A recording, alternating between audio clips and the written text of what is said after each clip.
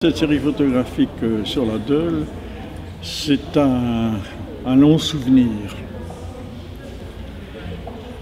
car je suis lillois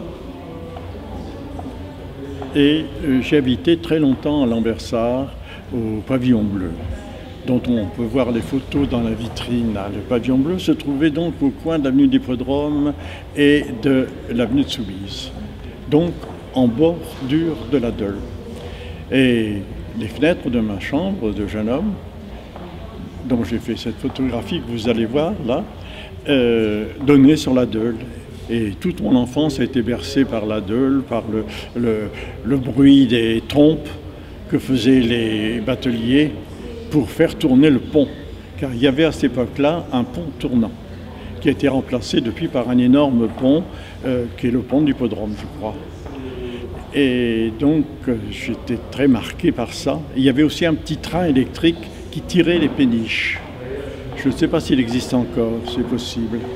Et donc, voilà l'ambiance que j'ai connue quand j'étais jeune. J'étais à Paris en 48, après la guerre, puisque toute la guerre, je l'ai passée au Pavillon Bleu. Ensuite, le Pavillon Bleu a été démoli, car il a servi de fort.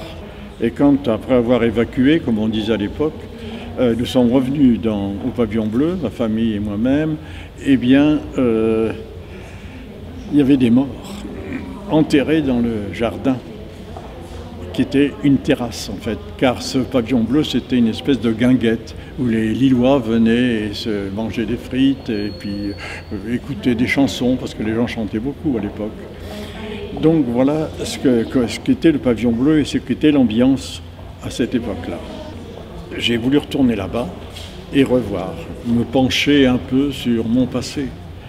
Et c'est ce que j'ai fait. J'ai pris une bicyclette, ma vieille bicyclette, je me rappelle, une bicyclette de guerre d'ailleurs, qui m'avait été donnée par un colonel américain.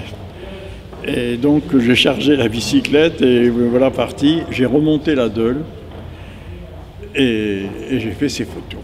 Alors j'ai d'abord été à Élodie-Loed, qui est soi-disant la source. Et après, je suis passé sur Liévin, Lens, tout le côté minier, hein, que la Deûle traverse.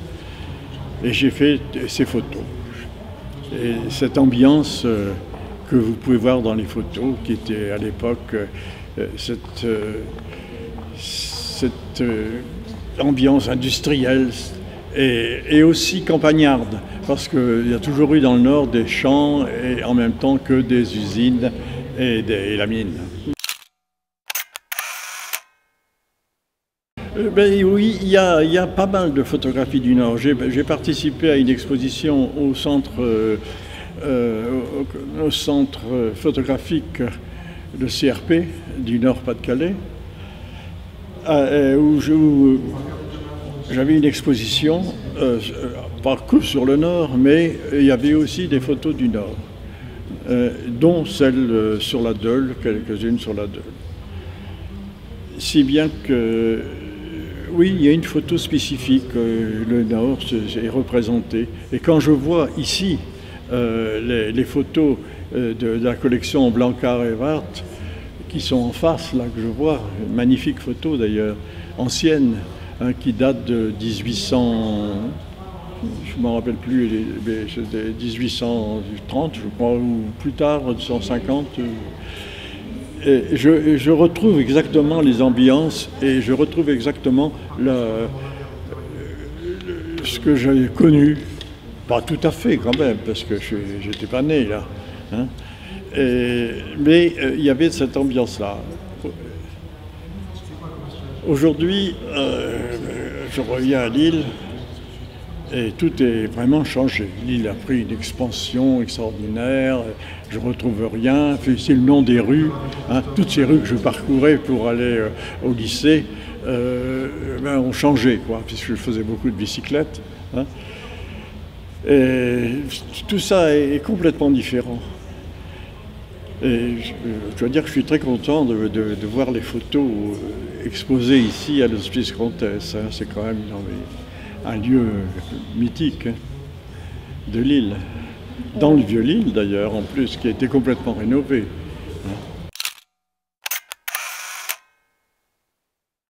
C'est-à-dire, on photographie les hommes dans leurs activités.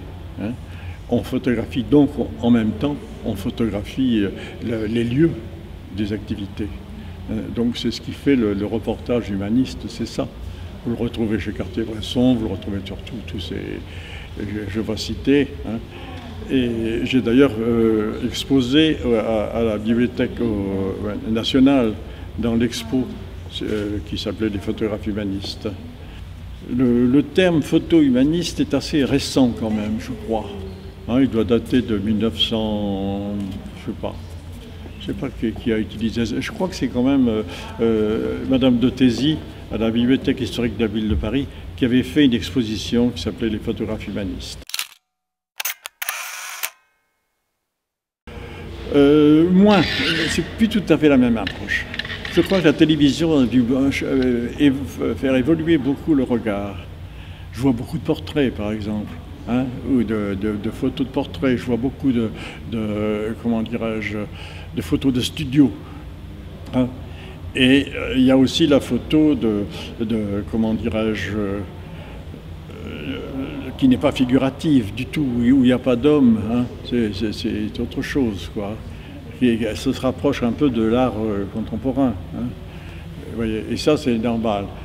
Mais il y a quand même encore des photographes avec qui je peux discuter, des jeunes, qui ont toujours à peu près la même approche. C'est-à-dire c'est-à-dire essayer de prolonger sur la pellicule le regard. Hein. Une photographie, c'est ça.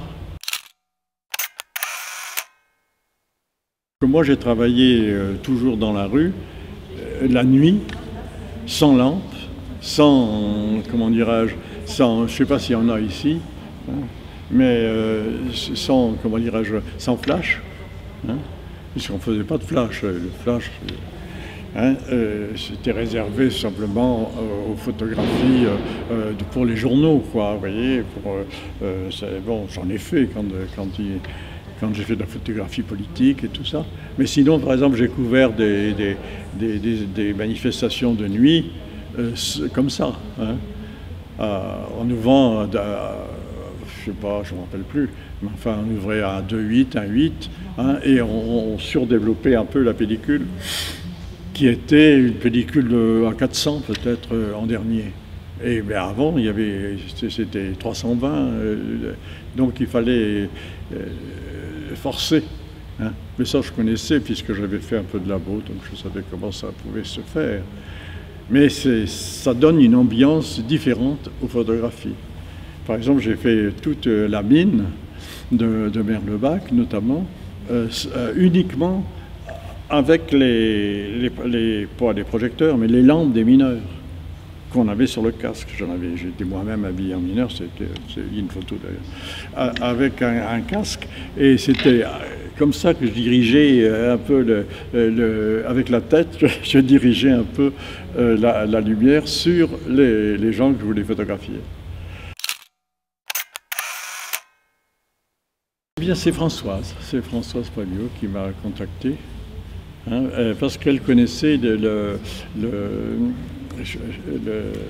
livre que m'a consacré le CRP.